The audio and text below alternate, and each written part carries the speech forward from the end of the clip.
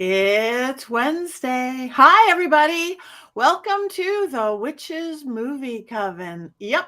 Join us live. Go in the chat room, grab something to drink, grab some popcorn, grab your goat, and let's talk movies, shall we? We are going to talk about the Black Cauldron today, a Disney movie. But before we get there, we didn't do this last week so much. So why doesn't everybody check in and say what's going on? Who wants to start? Raise your hand.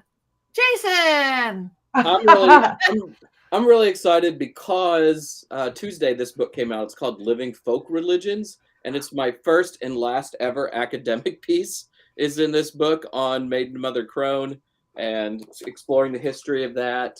And yeah, so I'm really kind of thrilled that it's out. It's of course an academic book, so it's super expensive, but I'm still excited. And I'm still buzzing from seeing Duran Duran on Sunday night, which was so good. I felt like I was 9 again. You know, it's always good to be able to go back in time. That's awesome. Beautiful. And congratulations. That's great. Both Duran Duran and the book. So that's it. That's okay. That's okay. Richard-Lael, you look very dapper as always.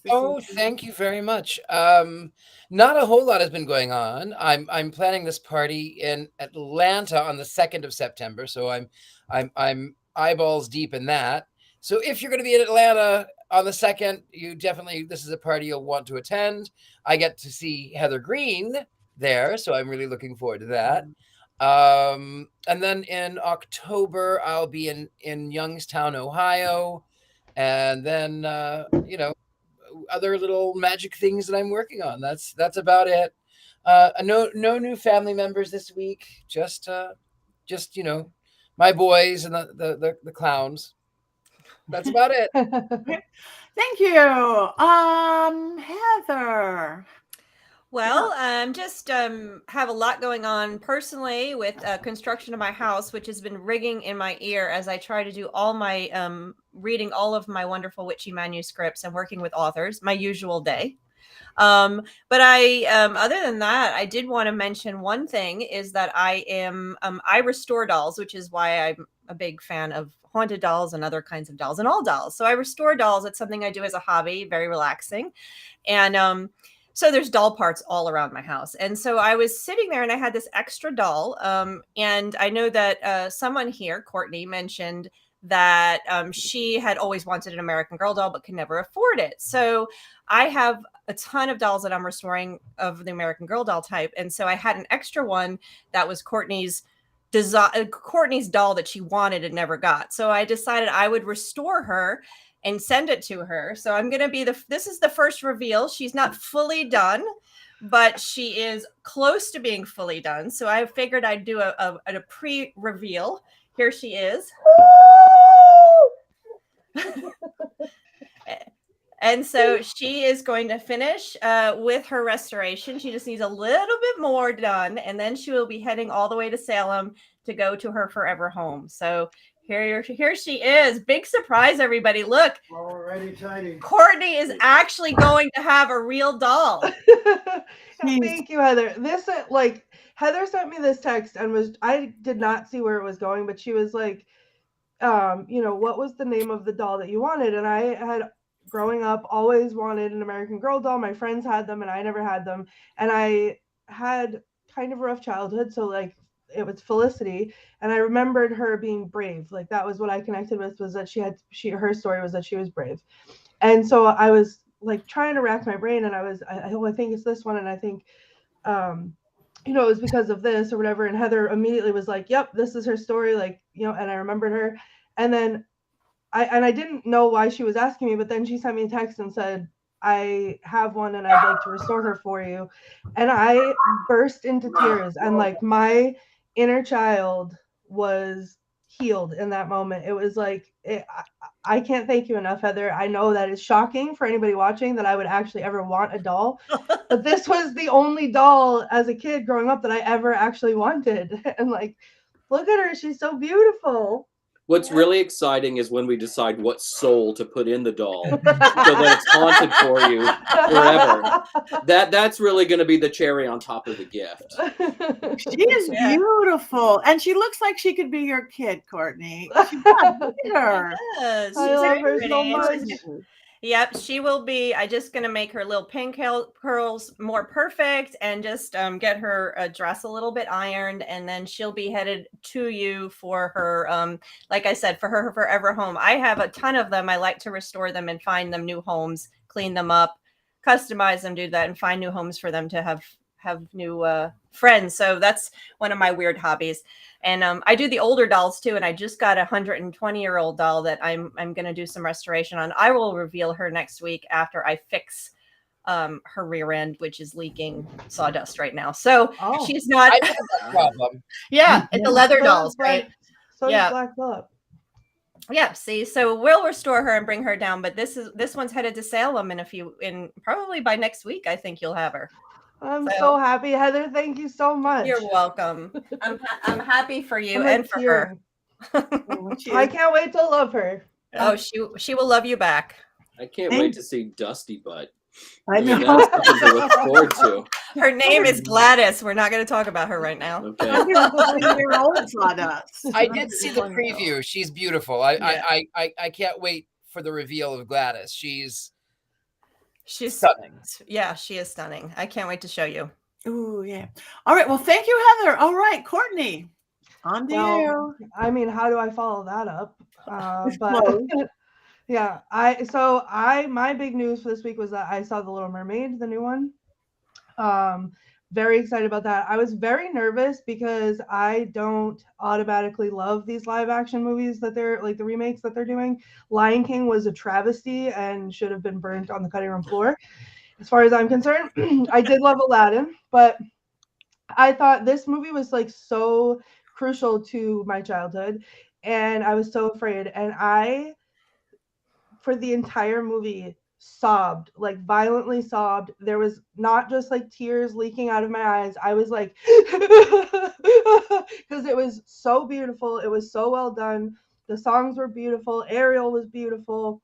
And it was absolute and utter perfection. And everyone that I've talked to that has seen it has said the same thing. So run, don't walk, and go see it. Thank you. And anything else new? Yeah. I don't know if this is a little PG, but whoa.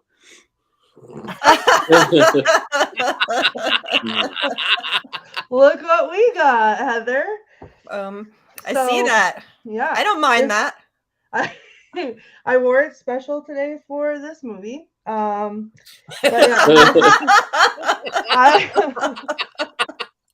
I can't, like, this is the best because last week while we were talking, we flashed up our producers flashed up some new t-shirt on the screen, and I scanned the QR code, which is up in the corner right now.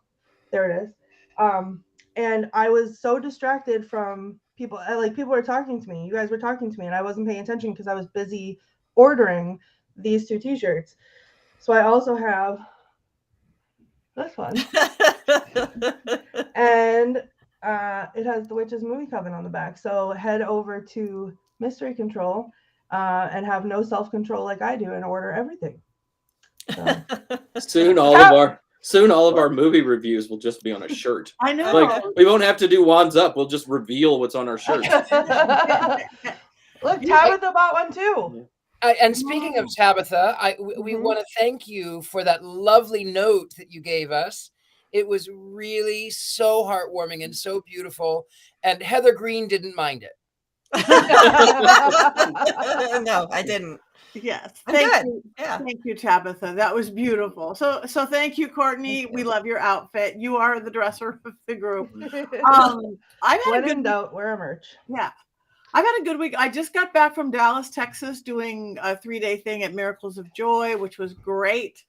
But floods are following me around. I am not taking responsibility just because I called some water dragons, but day 2, all of a sudden their whole shop was flooded, which is happening to everywhere I go, but they'll get through it. But it was really fun. And I'm leaving for Ventura this weekend for Stefan Brigatti for a Pacific Coast Pacific Coast Paracon, all sorts of fun people. And then next week, Las Vegas. I'm going to be at the Halloween Emporium and Haunted Tea Room. My first time in a Hollywood Halloween Emporium Haunted Tea Room. So I'm on the road, and these, I might be able to take Black Phillip to Ventura with me to see how he does. I'm very excited.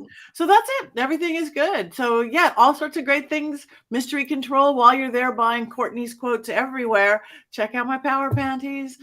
Check out my Spellcaster. Check out all of our Witches Movie Coven stuff. So that's what we're doing. And we want to know what you guys are doing too. So put it in here. Just tell us. We like when you guys participate. All right. I guess we can get to the movie. Use code Patti, 25% off. That makes it, they're practically giving them away. And I was in such, don't be like me. I was in such a rush. I forgot. So I paid full price. And it was worth it. I also have to say, just really quick, Patti, your Spellcaster line, I bought the rainbow. I think I've worn it on here before, but the rainbow witch hoodie. And it is still hands down, as you can see, I own a lot of them. Hands down my favorite hoodie that I bought from Mystery Control. It's so comfy. Thank you. Yes, Mystery beautiful things. We want to thank our producer Christine, who's really good at getting this all figured out, and Roth. So, oh wow, was that a music? Did that come in? Was that one of you, or was that like sound effects from the heavens? That was me kicking my desk. I'm sorry. It came on. It was Power Panties with a boom. It was Not a Doll. Not a Doll wants some Power Panties. I guess that is good. He did just wink at me. I always stare at Not a Doll. It's just hypnotic. It is. It is. And Not a Doll moves. Yeah. Oh wait. Jason. Yeah. Oh wait. Colin. Jason broke Not a Doll, so Not a Doll doesn't like too much. Oh. All right, Colin. We're working on that. I just see Colin said he tried to order. They tried to order Patti's Power Patties. They don't ship internationally yet. We're working on that. We are, because I want everybody to have whatever of our Mystery Control stuff to do it. So we're hearing you. So all right, let's movies. Witches talking about movies and witches in movies. The Black Cauldron. It was my first time watching, and I'm not going to start. Who wants to start? I'll start. It was 1985. And I kept expecting Doc Brown to show up and take us back to 1955 so that Walt Disney and tell him, don't make this movie. Don't make this movie. But of course, Doc Brown never showed up. And 1986 happened and 1987 happened. And, however many years later, we're here discussing this wonderful film that, that's about it. That's what I'm going to say right now. I'm not going to go much further right now. Okay. Well, Heather, do you want to give us the book talk on it from your beautiful book? Do you have things to say about the film itself before we say how much we loved or didn't love it? Yeah, there's a couple of things you can say about this film that are important. So this, in terms of witch films, was made during a period of time when we weren't in a witch film era. So it was after that. Most of the films that contain magic or adjacent type of witchy characters even were high fantasy.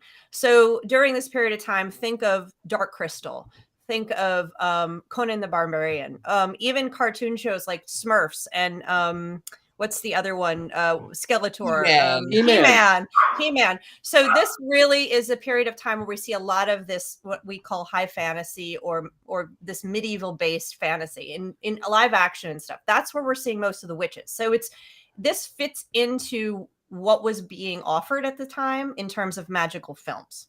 Okay. That's number one. Number two, and most of the witches are very typical as they are in this one. The other important part of this is how it fits into Disney's history, because it's a really interesting film in that it was, so from the late 60s into the 70s, Disney was falling apart. They even threatened to take over it by the late 70s. There was there was talks of takeovers. It was doing so poorly. Walt died in 66. Roy Disney died in 71, I believe. And it just was faltering. And it was going between new animators who were coming on board wanting to do fresh stuff that kind of harkened back to the old days when they were successful. And then the old guys who just kept repeating and repeating and repeating and weren't really moving with the times. Because as we all know, the 70s was a big changing period for our country and entertainment. So Disney was really struggling to find itself. There was a lot of bad movies or just okay movies, both live action and animated during the 70s. Rescuers, which I enjoyed, but it's not something you're going to write home about. And things like The Cat from Outer Space was a live action. Witch Mountain. Escape from Witch Mountain is another one. There's a lot of them you can name. You go, oh yeah, I remember that. We talked about Bed Knobs and Broomsticks, another one from that era that just fell short. So Disney was really struggling. So by the early 80s, they hired Eisner, someone else, to come over and turn the company around. So he does. Now, what does he do though? He says, okay, we've got this movie and Black Cauldron and The Great Mouse Detective. It says, let's finish those up, get them out and be done with them. So these were holdovers from the older period, from the period they were struggling with. Eisner was aiming the company quickly in different ways, eventually leading to 1989 when the original Little Mermaid came out and the company found its feet again. So this was one of the last ones from the difficult period. I called it the dark ages of Disney when I was doing my dissertation. It's funny. So they tried to bring it back holograph. It didn't work. They used the multi-plane camera for the first time. I just found some notes. Tim Burton said this is the movie that made him get out of animation. He did not want to do animation after he saw this film. Tons of people left. They joked about it. I mean, it was a massive disaster. And sometimes they say that it almost killed Disney. Mm-hmm. It almost destroyed the company. So that's my little talk. And I could talk about this for hours because it's so interesting what happened to Disney in during this time, but whatever. What I find fascinating here, Heather, is that this film cost at a time, because they used animation via computer was so expensive in those days. And they did it for the Cauldron and for the Magic and for the Bubbles. And it was computer animated. It was very expensive. This film cost $20-some million. 25, yeah. $25 million.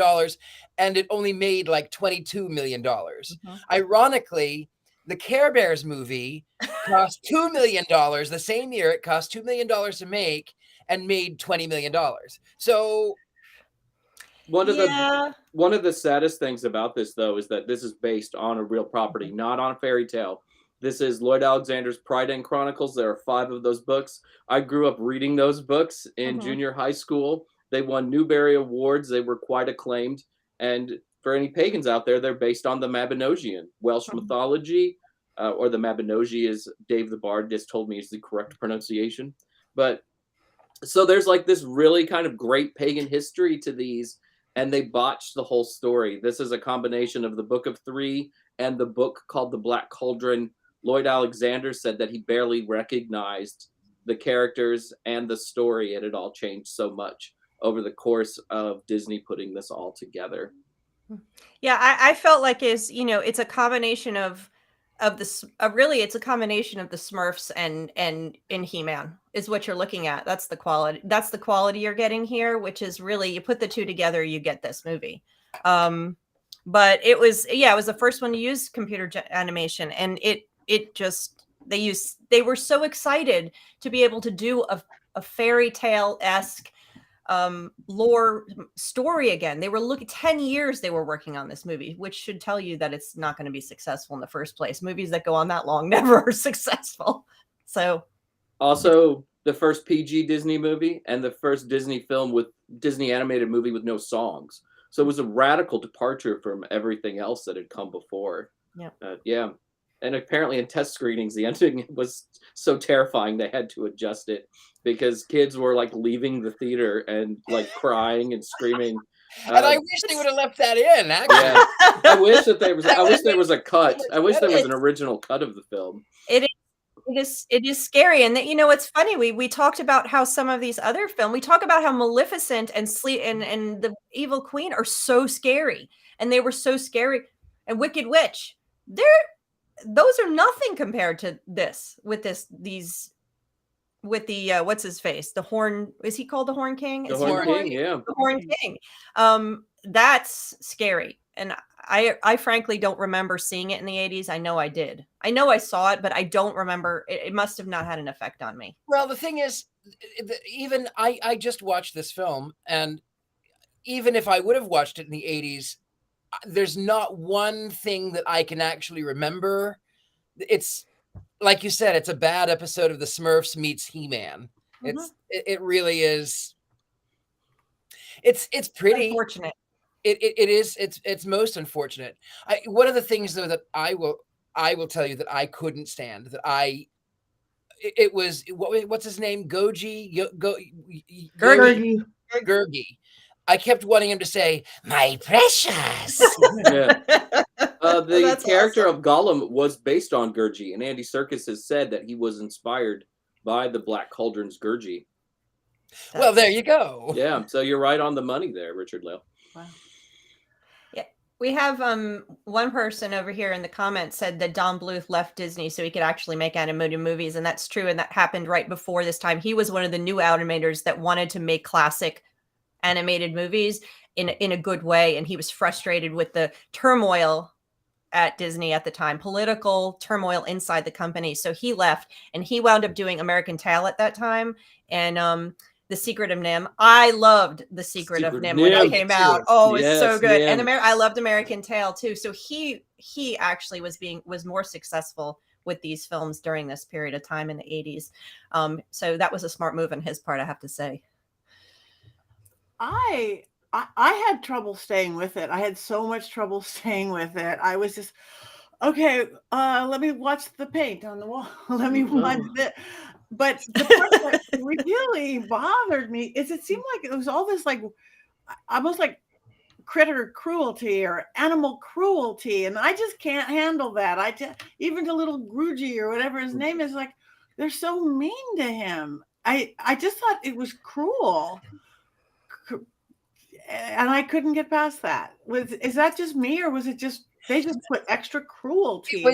There was a lot of cruelty in that, and I did get a little giggle because he says, "Oh, Gucci bad, beat Gucci, beat him in the head." I know, and those big buffoon guys. It's like so stereotypical. Yeah, I didn't like it. I couldn't even get past the pretty colors or the pretty anything. It was just, they were too mean to everybody. And I didn't care about anybody good enough to care about anybody. I literally just finished watching it as we were coming live, and I'm sure that I saw it. Excuse me. I'm sure that I've seen it probably multiple times before, because I tried to watch it the other day with my son, and as soon as I said, this is the movie that we're watching, he was like, oh my God, this is the best movie. Oh, I love it. And he's obsessed with it. He loves it. But he also likes like the Dark Crystal. And so I think it's very much in the same vein. But he's watching, we put it on, and 3 minutes in, I was like, yeah. And then he's like, oh, I forgot how great this movie is. Oh, it's the best movie. Like, I just watched it again. None of that triggered anything for me. Like, I don't ever remember watching any of this. But like, I have to agree, Patti, the only part that really got me was at the end.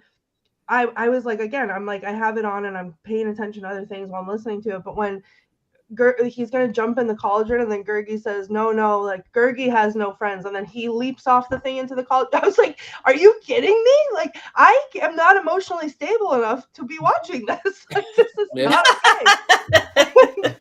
He just dives off the cauldron.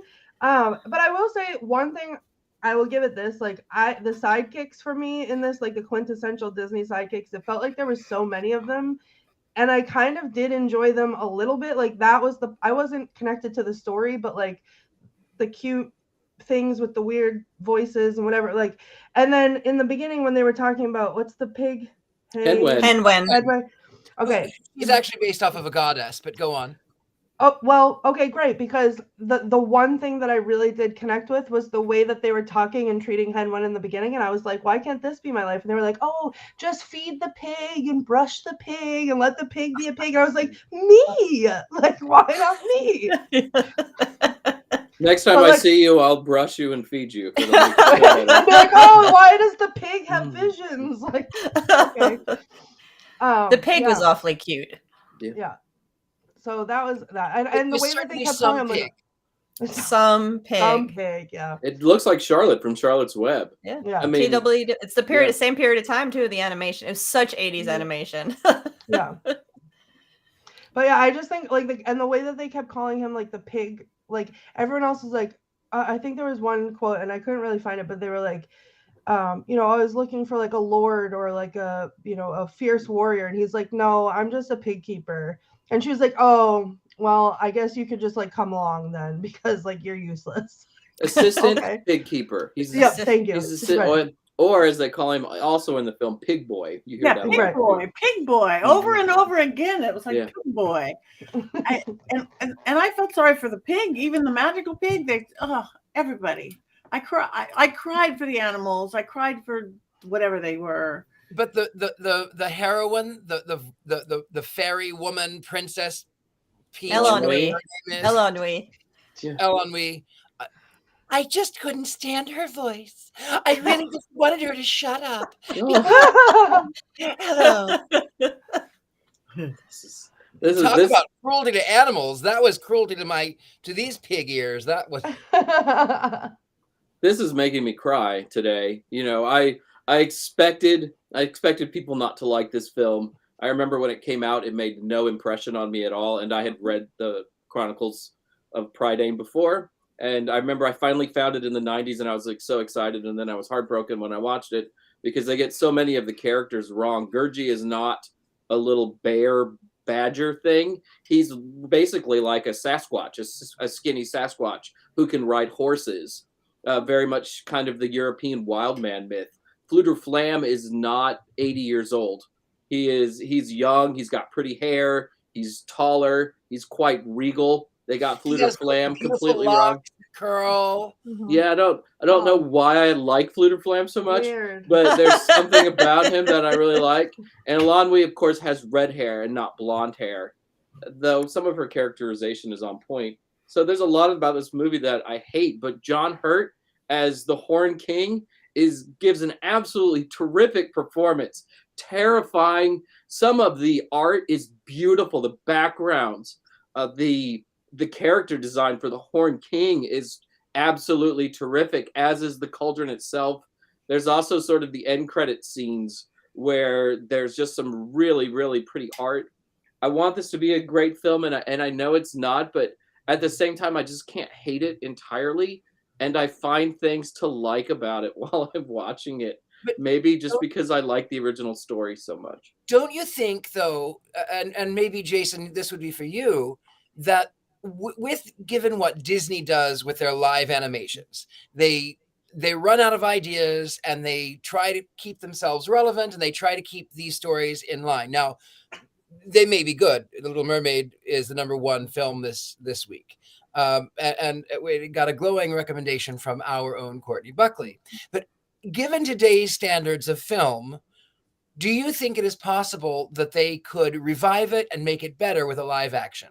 It would be fantastic if they took the 5 books. They could skip Karen Wanderer book 4, but if they took the 5 books and turned it into a live action show for 4 or 5 years, it would be outstanding, and I would cry. They should try to do it again, and they should do it right. You know, they have a lot, but and they have to have the interest. They could have done it in the 2000s when this type of film was popular again, when we were seeing the Lord of the Rings and high fantasy. So if they wait, or if we see signs of high fantasy coming back, they should try again, because I think the premise, and you can see in it, the premise, there is a story there.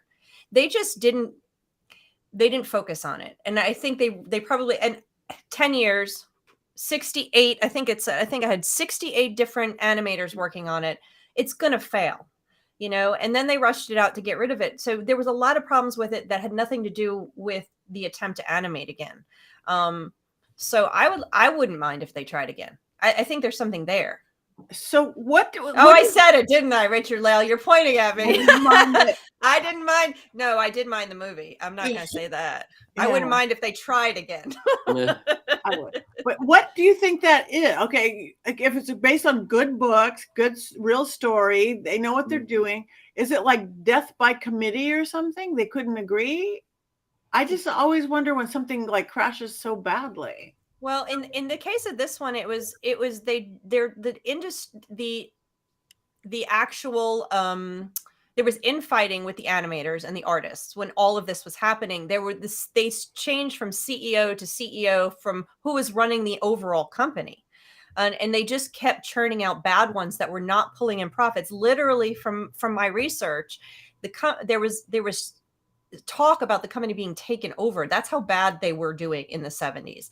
So, I think the problem was more of the fight over the creativity of, are we going to go back and do the old stuff? Do we want to do new stuff? Are we going to bring back this? What are we going to bring back? And, so you had these new animators and then these older guys called what are they called? The 9 old men who were around forever. They're aging, not in touch with the times, wanting to keep doing the same old thing. And then you have the newer ones wanting to innovate, but try to, so I think it just was a mess. It was just a mess of a period of time. So unfortunately, this was a victim of that. So I think it would be great for them to try again. I think there's story there, definitely. It just doesn't hit the Disney formula either. I mean, if you look at Disney's formula, this is not the right movie for that formula. And they were really focused on the formula for a very long time. And to do such a thing, which was such a radical departure, I think it was always going to fail. It was just set up that way. One thing I have to say that they did do right, and maybe you guys will agree with me, maybe you won't, but in the very beginning of the movie, Black Phillip made an appearance. That is the true. goat is good. Yeah. And they called him the Horn God. And he was angry. He was angry. He was.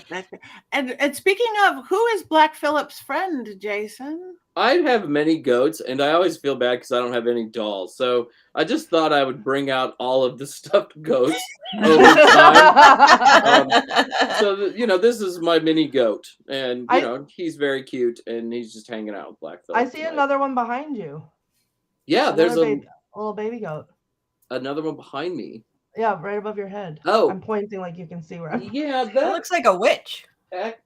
That's actually not the goat. Oh, yeah. Oh, there it is. I see it. It's a little white one. No, that's another one just like this. It's like a Thai beanie baby goat because people give me plush goats as gifts. I love that. Yeah, it's nice. And Thai beanie babies are so valuable, especially in 1991. Right, just 6 years after this movie. We need that time machine. I'm just waiting for that DeLorean to show up, right? No, back to the past, not back to the future. Well, the second movie they were in the future. I guess. Yeah, that's okay. But they were in our past because they went to what 2020. I know it's a different film. 1985, 1955, 2020. One? I think so. Yeah. I don't remember. And then 1885 and then 1985. Aside from that, so going back, I hear keyboard clicking. I'm looking. I just wondered what T-shirt Courtney was ordering. I know, Courtney. So this so as I said, this movie killed Disney. And honestly, personally, I've always been a huge Disney fan. I spent all of my master's degree studying Disney and my dissertations on Disney animation, so I spent a lot of time on that, and have just been watching it for all these years, and saw all the movies through. And I think it was this movie, and then maybe even The Great Mouse Detective. It was this period of time where I stopped going to the theaters to see Disney movies, and I cannot. I just was like, I'm done. They're horrible. I don't want to watch them anymore. I'm not interested. And then, so I never saw the movie that brought back Disney in the theaters And that was The Little Mermaid in 1989. And I did not see that movie in the theater, which is like, for me now going back, I go, I can't believe I did not see that movie in the theaters when it came out, because I didn't go because it was going to be another Black Cauldron or Great Mouse Detective. So I'm like, I'm not going to go. But so I did see it in the theater since then. But there are videos of me as like however young I was, 3-4-year-old kid at every family gathering, like Christmas, that I would insist that everyone gathered around me, and I had a little cash register that had it was like a shopping play thing. It had like the little microphone, so you could be like, clean up on aisle 12, and I would remove that microphone from the cash register and I would belt Part of Your World. very very seriously though, like I was like in it, like it was a performance. It was not just and there's videos of that, and everybody had to clap or else I'd do it again. So as much as I am not a fan of Disney, I have a little dark secret. You have a Black Cauldron? I do have a Black Cauldron, but in 1989, I was obsessed with The Little Mermaid, and I wanted to be The Little Mermaid, and I was in love with Prince Eric. Yeah. Prince Eric. I was in love with Prince Eric. I was in love with him. He was so beautiful with his dark hair and the blue eyes. Oh, he was beautiful. I was just in love. And I was strangely fascinated by The Sea Witch, which I know this is not the film that we're talking about, but that is the film that succeeded and brought Disney back from disaster. And I think the key thing to that is what someone said. I think it was Jason that said it earlier, was that this Black Cauldron had no music. Now, Walt Disney loved putting music. That was one of the things that got him going with the silly symphonies and doing animation and music. That's was part of his shtick. And there isn't a lot of music, but music is important in a lot of the older films. This one had no music that is notable of any kind. And so when they redid it, when Eisner turned the boat around and started facing the ship in this direction, they not only brought music back, but they made it, and they brought in Howard and Ashman, or Menken and Ashman, and then several others, and they brought them in. And as soon as I realized that, so now they were combining Disney with Broadway, and my two worlds were coming together, and I was like, this is all I need. I was so excited. And I was in after that and saw all the preceding ones in the theater, of course.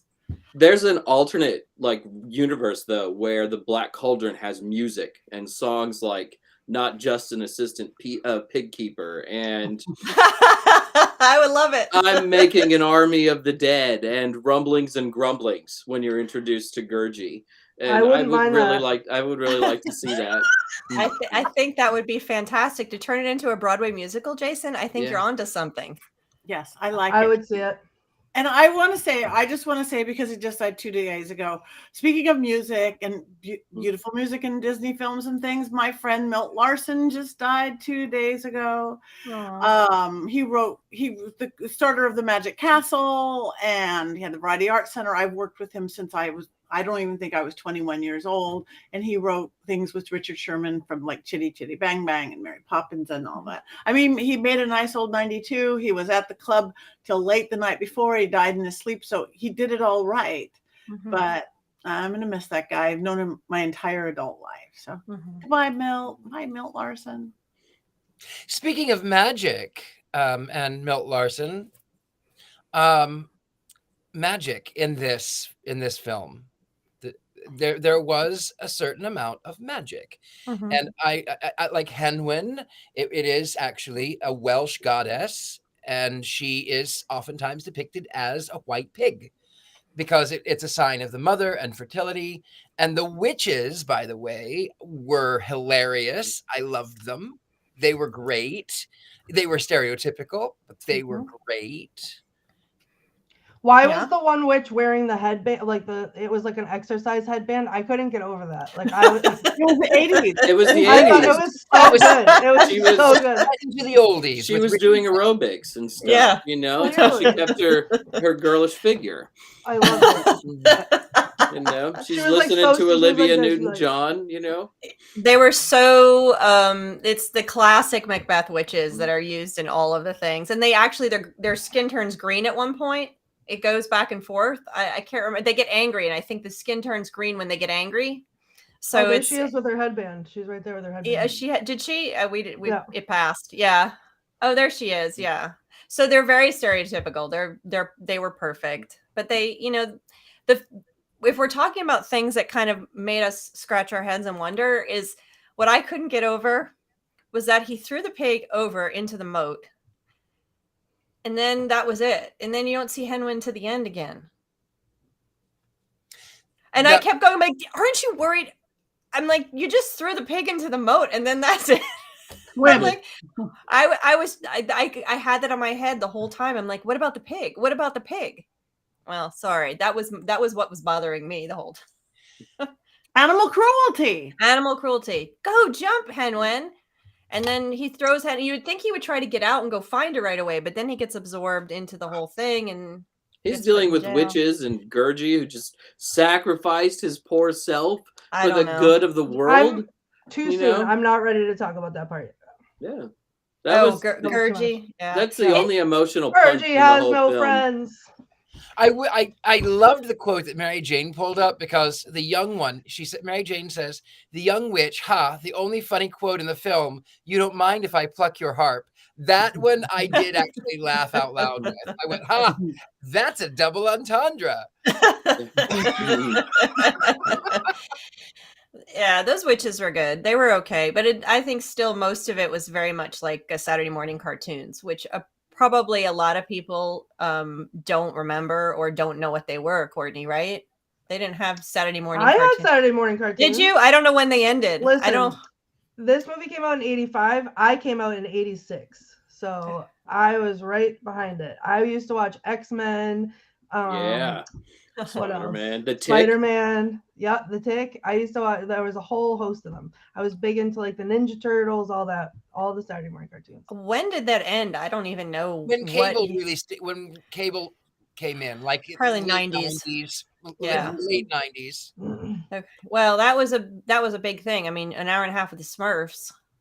And the whole time that's all I could see was this is definitely He-Man on the Smurfs. But you know, I actually loved the Smurfs. I did. I loved the Smurfs, but they were the Smurfs and Gargamel and Azrael. The animation in this is a lot better than those cartoons. I mean, because I still watch some of those cartoons, and this animation is fluid. If you ever watch the original He-Man show, and if you look closely behind me, you can probably see a display of He-Man stuff with the wide-angled stuff. That animation is complete garbage. This is good animation. It's just not particularly a well done story.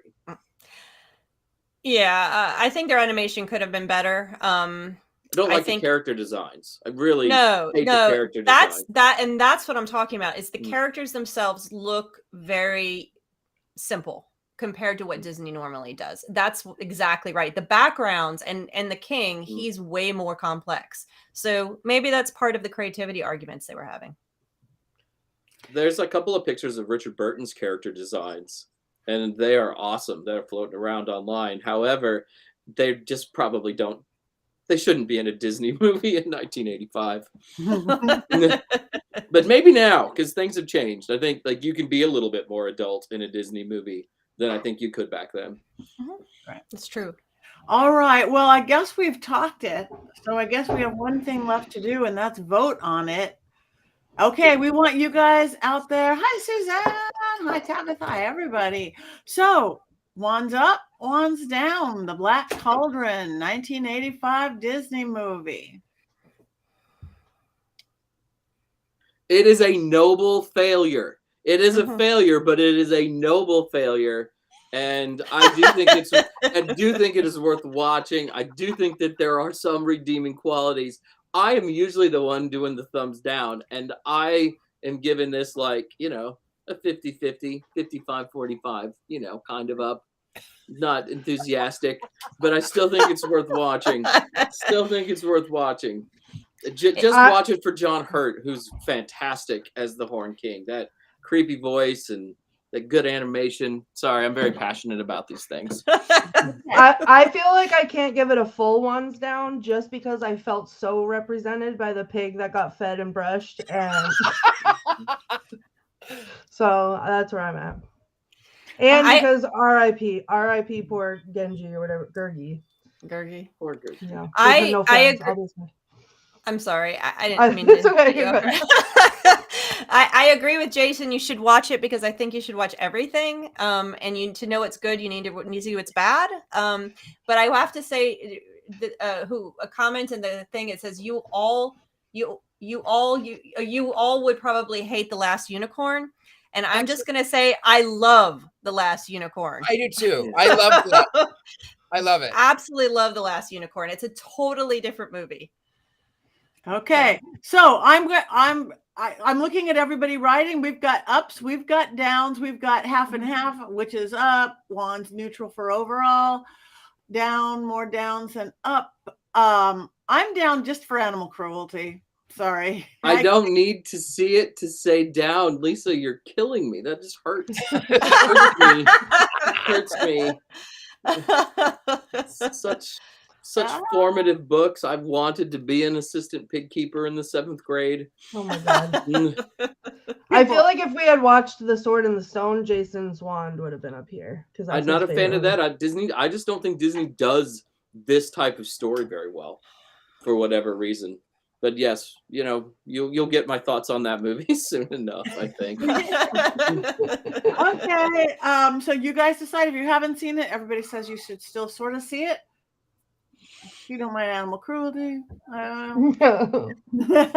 It's okay, Lisa. We're still cool. But I'm just, there's a lot of tears internally tonight. And it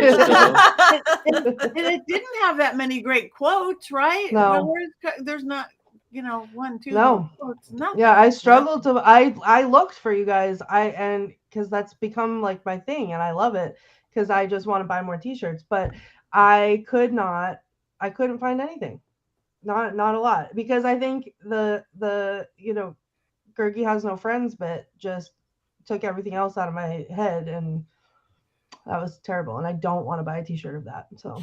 And then he comes back. He makes the bargain. I want my friend back, and then he's dead. Yeah, he comes back. He comes back to life. Munchies and crunchies. At the end. Yeah, munchies and crunchies. Yeah, he's dead for a good 30 seconds. It's too depressing. Yeah, it's a good cartoon death in that era, where everybody dies for 30 seconds, and then Orko returns on Masters of the Universe. It's just how that worked at the time. Okay, well, we're mixed bag as always, leaning towards down, but it is pretty, as we see right there. It is pretty. That's not even really what the animation looks like in the film. I mean, that's much more colorful and sharp. Yeah, that's closer right there. Yeah. The backgrounds are very pretty though. I did like the backgrounds. And the music's pretty good too. I love the music. Yeah. Also I love all of the singing that's my favorite part. The Broadway musicals? Beautiful. Yeah. Not just an assistant pig keeper. I will find a life of thrills and adventure. Good boy. Yeah, we can do it. We can do the yeah. I like the Army of the Dead possibilities. There's a lot that we can do with that song. Raising an and army the love of story. The dead, an army of the dead. Yes. Oh, yeah. Sorry. And a love song between the two, a little tension, make them a little older. I think that would work very nicely. Yeah. Oh, wait. Somebody just asked, Robert just asked, what is the book series it was based on? The Chronicles of Prydain. This is an adaptation of the first 2 books, the Book of 3 and the book called The Black Cauldron. Also, make sure to read The Castle of Lear and The Final Battle, and even Terran Wanderer. I love all of them so much. Okay. And the books were based on Welsh mythology. Yeah. Yeah. All right. Well, thank you. Cool. I don't know what we want to do next week. We do want you guys' opinions on things. If anybody has any thoughts, have we been discussing what we're going to talk about next week at all before we check in? We have a list. We do have a list. And our producer kept asking us in the chat, and none of us answered. Shame on us. Yeah. I can look right now. We'll have to discuss it and then announce, I guess. I guess we will discuss it and then announce. So everybody has to wait. Hocus Pocus. We did We did Hocus Pocus. We Yeah, did it. You have to watch one of the old ones on YouTube. I know there's ones we always say we should do and we never do, but I never remember what they are. One of the ones that Disney made at this period of time that was a big flop that we might want to do is, yes, Warlock 1989. Sorry, I just got that. We've talked about doing that one. But it was Something Wicked This Way Comes was one of their live actions that was made around, I think it was 82 maybe. That's another one we could do. It was interesting. I remember liking that one when it came out, but it was a flop too. Okay. Let's do a non-flop. Yeah, we can do that. Yeah. Let's do a non-flop. I would just vote for that. But anyway, we have a few minutes left. We kind of already checked in, but does anybody have anything coming up that they want to do or say?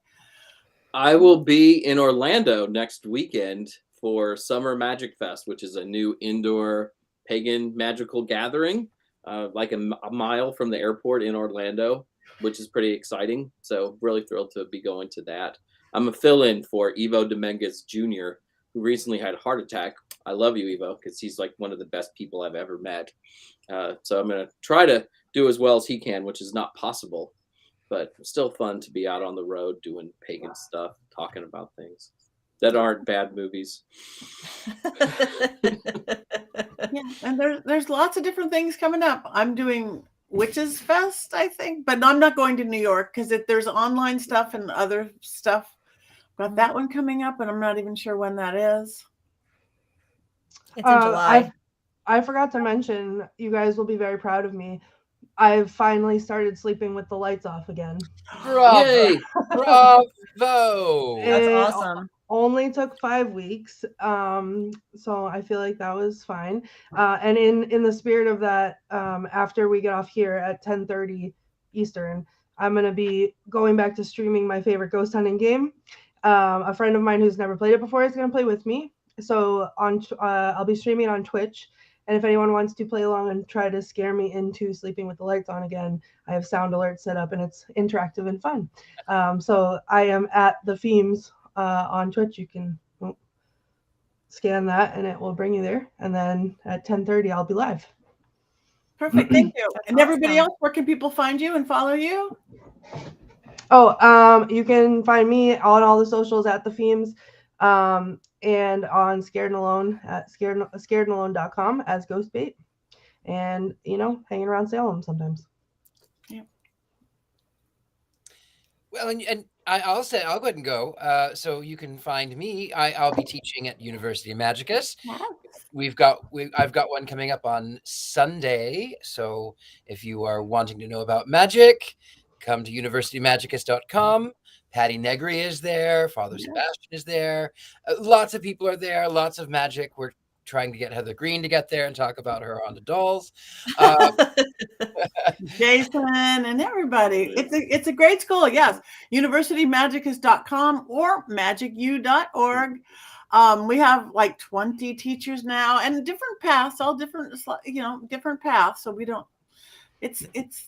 we call it a real life Hogwarts. We do. So thank you, Richard. And where can people find you, Jason? Often at Mankey and on Twitter or on Instagram as the Silicon Valley Witch, just because I like to remind people that it's not all tech out here. That's funny. Yeah. Heather? I'm going to be at Mystic South in Atlanta in mid-July, July 14th, 15th, and 16th. That's a pagan witchy conference that we have. So I am on the board for it. So I will be there. And probably running around like a crazy person trying to maintain everything, but I will be there and I will be doing some classes and having some fun as well, meeting everybody. And let's see, I'll be in Minneapolis and I'm end of June. So I may wind up doing stopping in at a bookstore while I'm there and maybe doing a talk or signing or something. So I'm working on that. And other than that, you'll find me in front of a manuscript reading some really great material. So if we have any writers out there that want to write witchy material, let me know. That's what I spend all my days doing, and I love every minute of it, I have to say. And you can find me on heathergreene.net. That's where I post. That's where I have all of my doings, and I also post links to my articles when they come out. I'll have one exciting one coming out tomorrow, so watch for that link on my socials. Always about witchy stuff and other occult topics, so check that out. Other than that, that's enough for me right now. Okay, and I want to answer Tabitha. Does anyone do mediumship mentoring? Actually, that's the kind of stuff you're going to get at school. Richard-Lael does. I do. I think we have a couple other teachers that do. We have one-off classes. We have series of classes. We have one-on-one. So again, that's exactly what University Magicus or Magic U is all about. Mediumship mentoring, psychic development, spell casting, magic in several different forms. So yes, that. You can find me at pattinegri.com. And from there you can get to all my YouTube pages. You can get to all my legitimate Facebook, Patti Negri Psychic Medium. The one without the slash is the real me. Patti.Negri on Instagram. Patti Negri on Twitter, everywhere else. And again, the right ones are on my pattinegri.com. Sign up for my newsletter. I have one going out like tomorrow. Yay. With all the places I'll be going. Of course, check out my the Witching Hour, my regular podcast. A new one drops every Monday. Amazing guests like everyone here. I've done episodes. Amazing guests.